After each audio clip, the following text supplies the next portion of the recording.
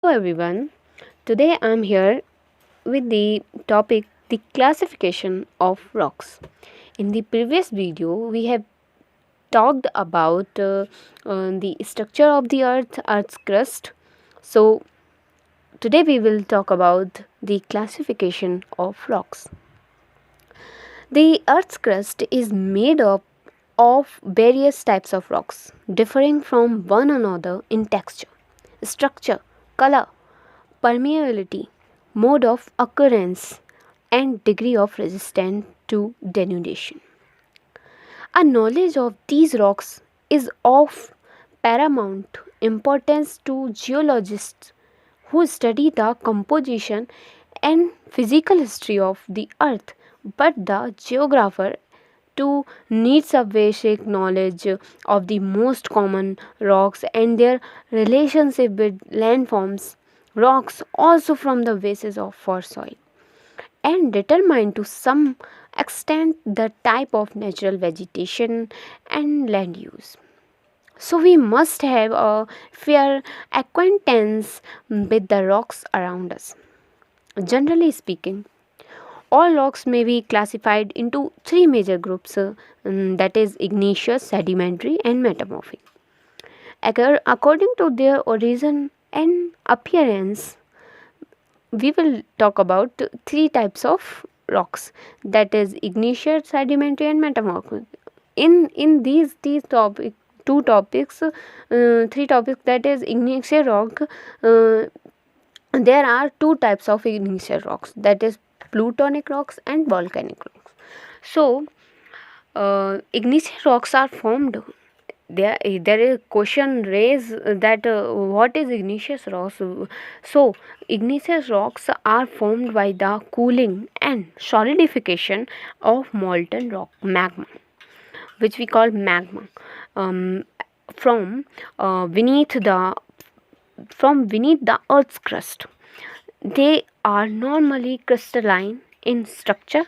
They do not occur in strata layers, nor do they contain fossils. Igneous rocks may be subdivided on the basis of mineral composition. When they contain a high proportion of silica, they are said to be acid. Acid igneous rocks such as granite are less dense and are lighter in color than basic rocks. These contain a greater proportion of basic oxides. Example of iron, aluminium, or magnesium, and are thus denser and darker in color.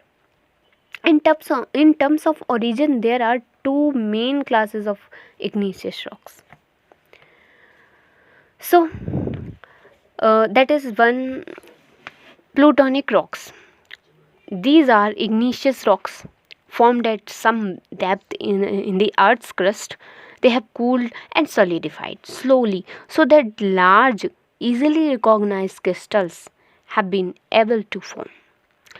These intrusive rocks, such as granite, diorite, and gabbro, are exposed at the surface by the processes of denudation and erosion.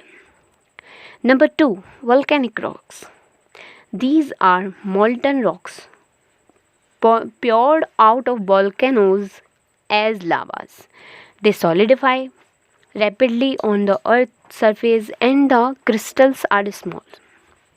Basalt is a common volcanic or extrusive rock and forms lava flows, lava sheets, and lava plateaux.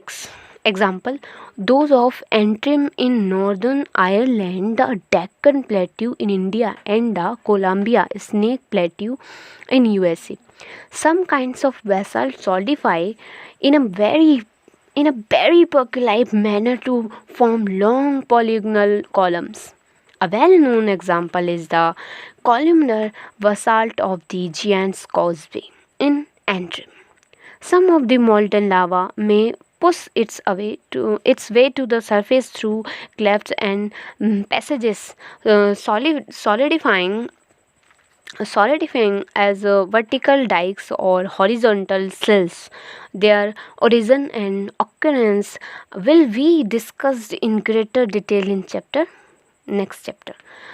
Okay, and most igneous rocks are extremely hard and resistant. For this reason, they are quarried for road making and polished as monuments and gravestones. And next is the sedimentary rocks. Sedimentary rocks are formed from sediment accumulated over long periods, usually underwater.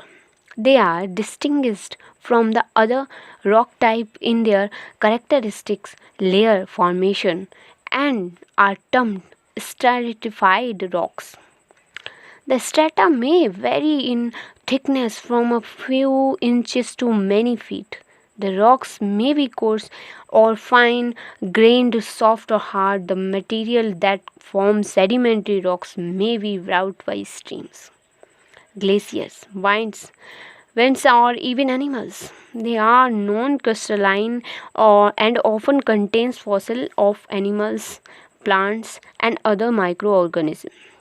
Sedimentary rocks are thus the most varied in their formation of all rocks. Sedimentary rocks are classified according to their age, and different kinds of rocks formed during the same period are grouped together. It is more useful to know the characteristics of the various kinds of rocks. Sedimentary rocks may be classified under three major categories in accordance with their origin and composition. And one is mechanically formed sedimentary rocks. Second is organically formed sedimentary rocks. Third is chemically formed sedimentary rocks. So the third example and third topic, metamorphic rocks. All rocks, whether igneous or sedimentary, may become metamorphic or changed rocks under great heat and pressure. Their original character and appearance may be greatly altered by such forces, particularly during intense earth movements. In this manner, clay may be metamorphosed into slate, limestone into marble, sandstone into quartzite, granite into gneiss, shale into schists, and coal into graphite. So, here is the example: an isolated limestone hill near Kuala Lumpur. Compare this hill with the limestone feature shown in Javatana. So it is the topic of next chapter, and the other topic, the influence of rock types on landscape. The appearance and characteristic features of landform are greatly influenced by the underlying rock type. Softer rock like clay and shale are worn down much faster than harder rock like granite. Within West Malaysia, the resistant granites form the high ground of the main range and the eastern range, where several peaks rise to over 2000 feet. The landscape is one of smooth slopes and rounded hills.